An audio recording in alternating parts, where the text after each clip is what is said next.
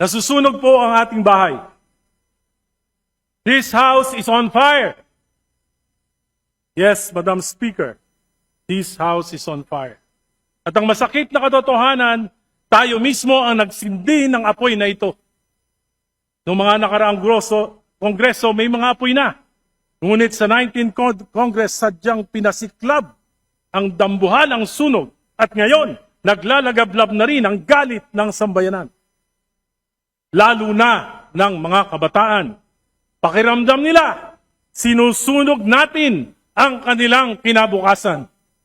Nakikita nila ang walang habas na pandarambong sa kabila ng kanilang kahirapan. Lumulubog sila sa baha at tanong nila ang kawalan ng gobyerno na dapat sa kanila'y nangangalaga.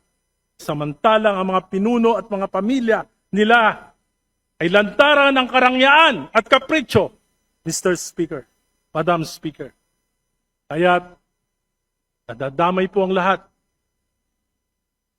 Bawat isa sa atin ay binabatikos sa ating kanya-kanyang mga distrito. Kaya hindi na po pwede ang business as usual. Hindi na pwedeng umasa na lilipas ang galit ng bayan.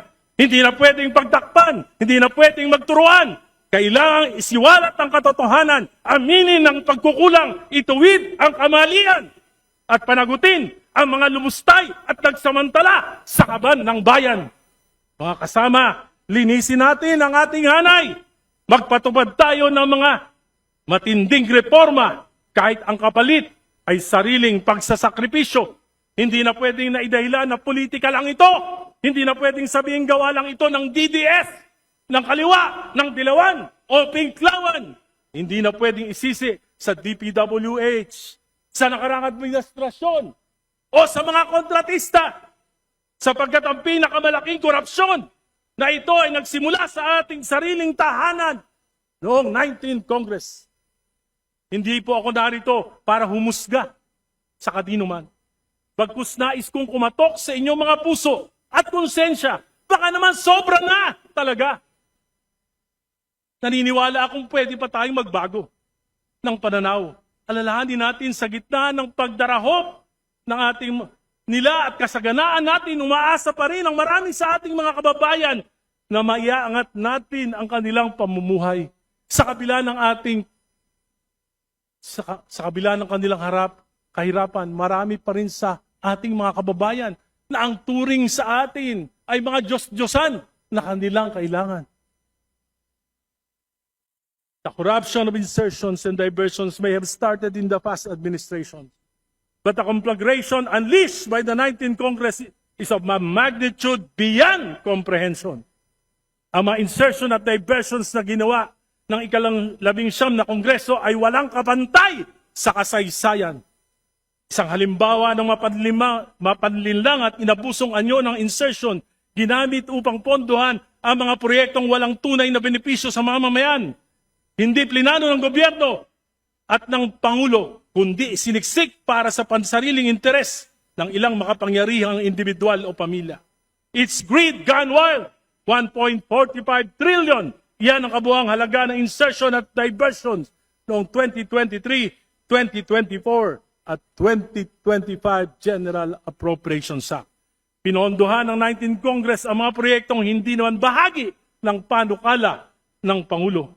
Ang mga insertion at diversions na ito ay napunta sa mga ghost projects, substandard projects at mga proyektong pumapabor lamang sa mga shrewd businessman na nagkataong naging makapangyarihan na mambabatas. Minsan kong nakausap si dating DPWH Secretary Manny Bonoan. Sabi niya, Egay, maging ang computerized generated maintenance ng mga primary roads sa buong bansa ay binawasan at di pinatawad. Kaya tiyak ang deterioration ng ating mga pangunahing lansangan. Mga insertion na ito ay lumalabas, ibinebenta na hanggang 30%. Para may patupad, dadayain ito o ghost project na lamang. Ang mga pondo binebenta. May proponents na, may traders pa. At sinong gagawa ng mga programa? Yung mga district engineers. Hindi na dumadaan sa pamunuan ng ahensya. Tulad nila Bryce Hernandez at Henry Alcantara. From 2023 to 2025, 1.45 trillion ang inalis sa Kongreso mula sa program New Appropriations. 395.3 billion noong 2023, 564.5 billion noong 2024, 487.5 billion noong 2025. Sa kabuuang 1.04 trillion ang inilipat sa program and appropriations. Mga standby appropriation na para bang blank checks na bukas sa pag-aabuso. At ano nga nangyari? Inabuso at pinagsamantalahan. Bakit? Halos imposibleng matupad ang mga kondisyon para ma-release ang mga unprogram funds. Tatlo lamang ang pwedeng panggalingan nito. Excess revenues, halos hindi naman nangyayari ito. New sources of revenue, dagdag buwis, himala kung mangyayari din. Loan proceeds, utang na naman, baon na ang bayan. Maparaan talaga ang mga tuso. Kaya gumawa sila ng bagong source of revenue. Bukod sa insertions at diversion, kinapa pati idle cash ng mga GOCCs. 60 billion mula sa 89.9 billion ng PhilHealth subsidy at 107 billion mula sa Philippine Deposit Insurance Corporation. Pero dahil sa public outcry, hindi na natanggal ang PhilHealth subsidy noong 2025 GAA at inuutos na ng Pangulo na ibalik ang 60 billion na ibinawas noong 2024 at ito ay kukunin sa 2026 GAA. Insertions, diversions, amendments are not inherently bad if justified. Dapat, exception lamang yung insertions. Pero naging patakaran, ang ginawa ng 19th Congress, hindi po ito exception, ito yung rule. Kung saan namin gusto mapupunta, doon mapupunta ang pondo, ang salita ng 19th Congress. Saan nga ba kinuha ang 1.45 trillion? Alam natin ang ilan ang pinanggalingan. Alam natin ang pinuntahan. Pero hindi lahat. At hanggang ngayon, nanguhula pa rin tayo. Subang malaki ang pananagutan ng 19th Congress upang makapag-divert ng malalaking pondo, tinanggalan ng appropriation sa mga flagship projects na ibang ahensya, foreign assisted at utang pa sa mga dayuhan. Bunga nito, naantala ang maraming proyekto. Dumagdag ang gastos na ipapasa kay Juan de la Cruz. Ayon sa DOTR, sa 2 proyekto pa lamang, Metro Subway at PNR Elevated Rail, may tig-4 na taonang delay.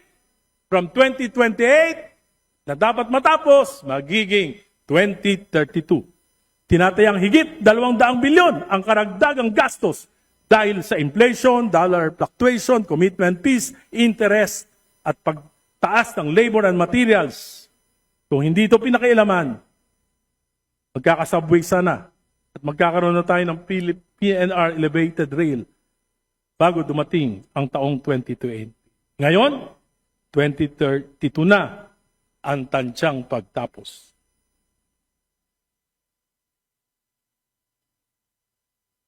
Mr. Speaker, colleagues, let's be honest. The 19th Congress practically stole the President's budget. At hindi ko maisip kung paano nangyari na 3 sunod-sunod na taon under the noses of the DBCC.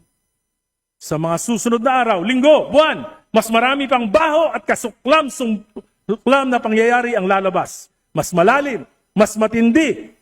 Kahit itigil ang mga investigasyon, bayan na mismo ang maglalantad ng katotohanan. Kaya hindi na pwede ang business as usual. Mga kasama, kung inaakala nating huhupa ang galit ng bayan, kung iniisip natin na malilimutan din ito ng sadyang makakaliputing mga Pilipino, nagkakamali tayo. Sapagkat gising na gising ang mga kabataan at natitiyak ko na ang mga substandard at ghost projects na naibunyag na ay tip of the iceberg pa lamang. Marami pang nakatago at sa pagpapatuloy ng mga investigasyon, marami pang mas malalim at nakakasukang mailalantad. Bilang mga halal na kinatawan sa atin, dapat manggaling ang pagtatama at pagbabago. Kailangan natin ng reformang magpapahupa sa galit at kawalan ng tiwala. Kailangan palisin natin ang tingin nila sa atin na tayo ay mga buhaya at buitre. Hindi lang sakim sa salapi, kundi pati sa kapangyarihan. Kung mananalamin lamang tayo at magbubulay-bulay, makikita natin sa kabila ng ating tikas sa ating mga posters noong nakaraang halalan, ay may balot ng kadiliman na kumukulob sa ating mga larawan ngayon. Huwag na nating hintayin na ang mamamayan mismo ang mag-aklas o ang kasundaluhan ang gumawa ng mga bagay na yayanig sa ating demokrating kong pamumuhay. Kailangan natin ng reformang magpapahupa ito. Bold reforms must emanate from this house. I therefore, with all humility and with nothing in my heart and mind but to help restore faith in our institution through meaningful reforms. Though painful to most of us, I offer this call. Ngayon pa lamang, humihingi na ako ng kapatawaran sa inyo sa mga masasaktan ko. Sana hindi kayo magtanim ng galit. This is for our institution. This is for our country. This is for our people. This is for our future. Minumungkahi ko po na magpasa tayo sa lalong madaling panahon ng isang batas na magpapalakas sa Independent Commission for Infrastructure, ICI, na itinatag ng ating Pangulo. Nakausap po ako isang miyembro ng ICI. Siya po ay nawawala na ng pag-asa kung siya po ay magre-resign dahil sa kakulangan ng kanilang ng poder, lalo pong mawawala na ng tiwala ang ating mamamayan. Sabi niya po, that without contempt powers, we might as well just task the NBI and the Ombudsman to do the investigation. Hinihingi natin sa ating Pangulo na i-certify ito at kung kinakailangan natin mag-special session, gawin po natin ito. For the House Committee on Appropriations to submit all the documents relating to the 2023, 2024, and 2025 GAA to the ICC and make it open for public scrutiny. Huwag na nating pahirapan ang ICC. To immediately enact laws that will provide meaningful political reforms like the Anti-Political Dynasty Enabling Law. Sumumpa tayong lahat mula kay Pangulong BBM, BP Sara, mga senador, at tayong mga congressman that we will abide and uphold the Constitution, supalit patuloy nating nilalabag ang Article 2, Section 26 ng ating saligang batas. Isinasantabi natin ang tungkulin at responsibilidad na magpasa ng enabling law na inutos sa atin ng saligang batas, sapagkat ito ay laban sa ating interes. We chose to only cherry-pick the provisions of the Constitution that favor us. Dahil 70% ng kapulungang ito ay mga dynasties. Mga dynasties na pinatatag ng pork barrel. Dynasties na pinatag ng dolouts. Dynasties na pinatagtag ng patronage. Dynasties na pinatagtag ng insertions. Papaluba ng korupsyon. At sumasaintabi sa mabuting pamamahala. Sa aking panukala na isinumite dito sa Kongreso, Mr. Speaker, 2 miyembro kada pamilya, pagbigyan na natin. Lampas doon, sobra na. Tama na. Mga kasama, tigilan na natin ang palusot. Kailangan ko ng proyekto sa aking distrito. Kailangan ko ng akap. Kailangan ko ng tupad para may maipahamahagi ang asawa ko na gobernador, ang kapatid kong mayor, ang vice mayor kong anak. Ang pisang May we kumbukal. kindly request the Honorable Erice to please wind up? At pati aso ko, tatakbo na rin, Kapitan. Sapagkat kami lang ang kailangan ng bayan. Our family is God's gift to our people. This is not democracy. This is dynastic monarchy in the sky. Mr. Speaker, sabi ni Albert Einstein, the world is being destroyed by greed, stupidity, and fear. Kaya ngayon, tanong ko, papayag ba tayo na sunugin ang kasakiman ng kongresong ito at ang bansang ito? Papayag ba tayo na lukuban ng katangahan ng sambayanan? Papayag ba tayo na alipinin ng takot na mawala ng pondo kung hindi susunod sa makapangyarihan kahit mali? Mr. Speaker, dear colleagues, let us put out this fire before it consumes us all. Mr. President Bongbong Marcos, I believe you are sincere in your anger and disgust. I believe in the sincerity of your tears. But this ain't enough. Bold action would require a will to implement painful political reforms. Isa rito, sundin ang konstitusyon, isama sa legislative agenda ang anti-political dynasty bill kahit laban ito sa interes ng iyong pamilya. Mr. President, put your best foot forward. Ang pinakamainam na pamana ay sakripisyong pansariling interes para sa makasaysayang reforma na hindi nagawa ng pinakademokratikong Pangulo. To Vice President Sara Duterte, lumalaban ba kayo para sa political supremacy ng inyong pamilya o para sa ikabubuti ng bayan? Naniniwala akong politically motivated ang impeachment. Pinangalagaan kayo ng konstitusyon. Suklian nyo naman. Itaguyod nyo ang Article 2, Section 26 kahit mga hulugan ng pagpapaliit ng kapangyarihan ng inyong dynasty Vice President Sara.